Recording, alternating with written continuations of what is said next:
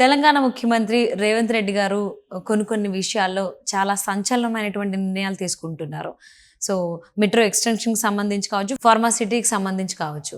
So, రెండిటికి కూడా ఆయన బ్రేకేసినట్టు మెట్రోని ఎయిర్‌పోర్ట్ దాకా తీసుకెళ్లకుండా దాన్ని అంటే 111 జీవో ఏదైతే ఉందో అది అమల్లో ఎందుకు చేస్తారు ఏంటని అధికారులు ప్రశ్నించినట్టు ఇలా చాలా వార్తలు బయటకొస్తున్నాయి. అసలు ఎందుకు ఆయన ఇలాంటి నిర్ణయం తీసుకోవాల్సొచ్చింది? ఏంటి? అంటే ఇప్పుడు రేవంత్ రెడ్డి గారు మన సిటీకి కొత్త వ్యక్తి కాదమ్మా.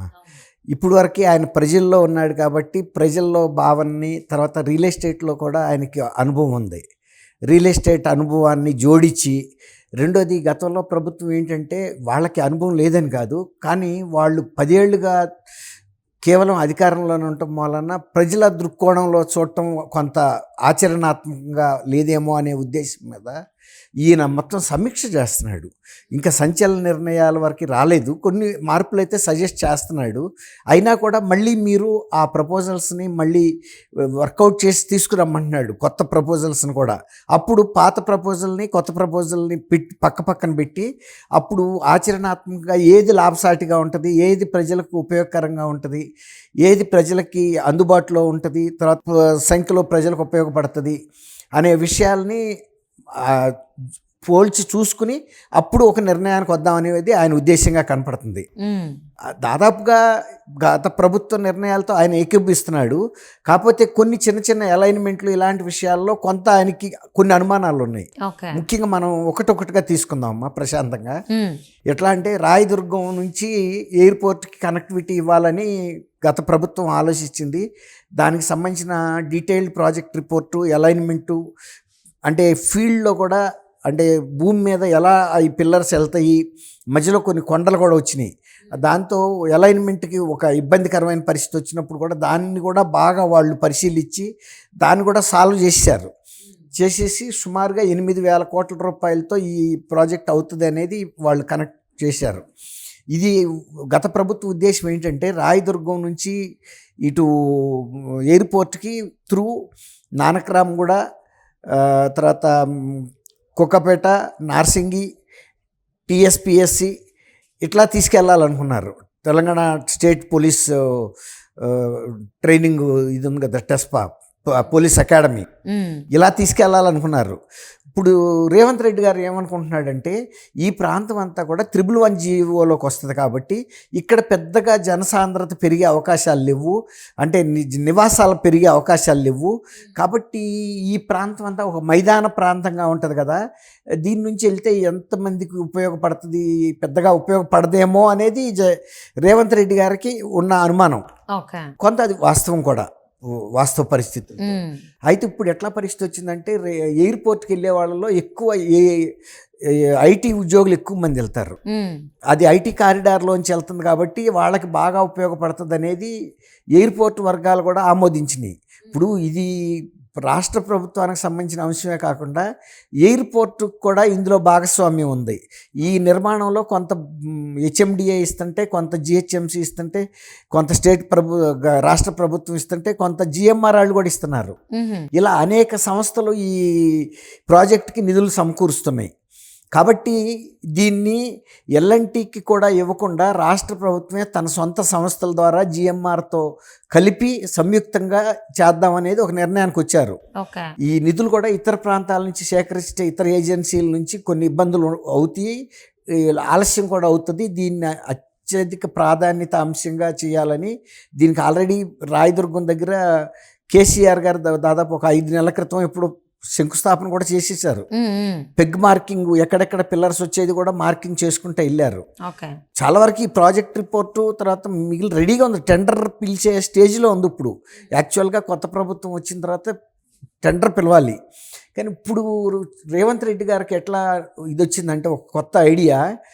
ఆల్రెడీ ఎయిర్పోర్ట్కి బ్రహ్మాండమైన ఓఆర్ఆర్ సదుపాయం ఉంది, బ్రహ్మాండంగా కనెక్టివిటీ, అంటే బై రోడ్డు ఎక్సలెంట్ కనెక్షన్, అంటే ఎంత స్పీడ్గా అయినా కూడా 120 కిలోమీటర్ స్పీడ్లో వెళ్ళిపోవచ్చు. ఇప్పుడు మొన్న పరిమితి కూడా వేగ పరిమితి పెంచారు ఓఆర్ఆర్ మీద. సో ఆయన ఉద్దేశం ఏంటంటే ఇది ప్యారలల్గా వేయటం వలన ఓఆర్ఆర్ఏ ఎక్కువ మందిని తీసుకెళ్తారు తప్ప మెట్రో రైల్లో ఎక్కువ మంది ఎయిర్ ప్యాసింజర్స్ వెళ్ళరేమో, తర్వాత వెళ్ళినా కూడా ఎక్కడ ఎక్కుతారు, రాయదుర్గం దగ్గర నానకరామగూడ దగ్గర ఎక్కుతారు, కానీ మిగిలిన సార్లు పెద్దగా ఎక్కే పరిస్థితి ఉండదు అనేది ఆయన ఉద్దేశం. సరే, అది అక్కడ పక్కన పెడదాం. ఇప్పుడు దీనికి ఐటీ వాళ్ళు చాలా షార్ప్గా రియాక్ట్ అయ్యారు. ఈ మా కారిడార్లో నుంచి వెళ్ళటం వలన వెస్ట్ పార్ట్ ఆఫ్ కంపెనీలన్నిటికీ బాగా ఉపయోగకరంగా ఉంటుంది, ఇక్కడ ఈ ప్రాంత అభివృద్ధికి కూడా ఉపయోగపడుతుంది అనేది బాగా ఐటీ ఉద్యోగులు వెంటనే స్పందించారు. ఎందుకంటే వాళ్ళకి సంబంధించిన అంశం కాబట్టి. సరే, ఇది ఇట్లా ఉంచుతాం. ఇది ఇప్పటికీ వీళ్ళు టోటల్గా రద్దు చేయలే. ఇంకా ఆయన ఏమంటున్నాడంటే ఇప్పుడు చాంద్రాయణగుట్ట తర్వాత అక్కడ ఇంకొక మున్సిపల్ కార్పొరేషన్ కూడా ఉంది, దాని మీదుగా తీసుకురమ్మని బడంగపేట అట్లా అనమాట. అటు నుంచి ఒక కనెక్షన్ ఇవ్వమంటున్నారు. తర్వాత ఎల్బీ నగర్ అటు నుంచి శ్రీశైలం హైవేకి సమాంతరంగా తీసుకొచ్చి కనెక్టివిటీ ఇవ్వమంటున్నాడు. 2 కనెక్షన్స్ ఇవ్వమంటున్నారు. ఓల్డ్ సిటీలో కొంత భాగం ఆగిపోయింది, అది జేబీఎస్ నుంచి ఫలక్నుమా, అది ఇప్పుడు చెప్తున్నా కదా, జేబీఎస్ నుంచి ఫలక్నుమా వెళ్ళే దారిలో ఒక 5 కిలోమీటర్ల పెండింగ్లో కూడా ప్రాజెక్ట్ ఉంది.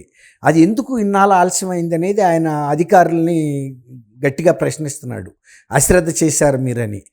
అట్లా నుంచి ఒకటేసుకురమ్మంటున్నాడు. అటు చాంద్రాయణగుట్ట మీదుగా శ్రీశైలం హైవే మీదుగా ఒక కనెక్టివిటీ, 2 కనెక్టివిటీస్ ఇవ్వమంటున్నాడు. ఓల్డ్ సిటీలో కూడా జనసాంద్రత ఎక్కువ ఉంటుందని.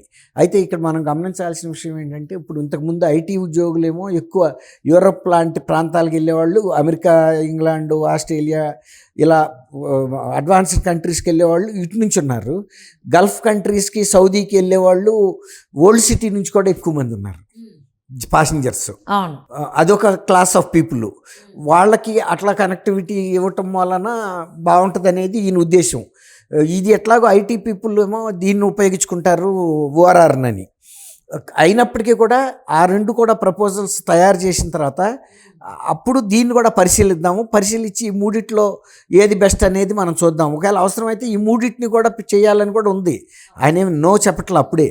ఒకవేళ కనుక ఇది కూడా ఈక్వల్లీ గుడ్ అనుకున్నప్పుడు అట్లా కూడా చూస్తారు. ఇంకొకటి ఏంటంటే, ఈయన ముఖ్యమంత్రి గారు ప్రపోజ్ చేసింది ఇక్కడ మన నాగోల్ నుంచి గండిపేట వరకు మూసీ నదిని బ్రహ్మాండంగా డెవలప్ చేసి ఎక్కడికక్కడ పార్కులుగా డెవలప్ చేయటం, షాపింగ్ కాంప్లెక్స్లు డెవలప్ చేయటం, రోడ్డు రైలు మార్గం నాగోల్ నుంచి గండిపేట వరకు కూడా మెట్రో మార్గం కూడా ఏమంటున్నాడు.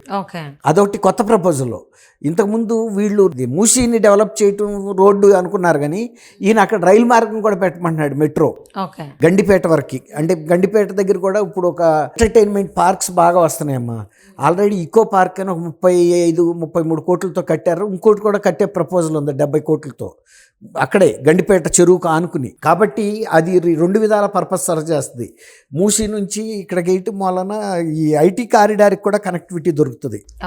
ప్లస్ రెండోది ఈ సిటీ వాసులకి ఏంటంటే, గండిపేట ఇటు రావాలనుకున్నా ఇదివరకట్లాగా సిటీలో సిటీ బస్సులు మెట్రోల్లో కాకుండా ఇది ఒక స్టేట్ రూటు, చాలా షార్ట్ కట్ అయిపోద్ది. వరంగల్ హైవే వరకు, విజయవాడ హైవే మధ్యలో ఇవన్నీ కూడా కలుపుకుంటూ వెళ్ళిపోద్ది.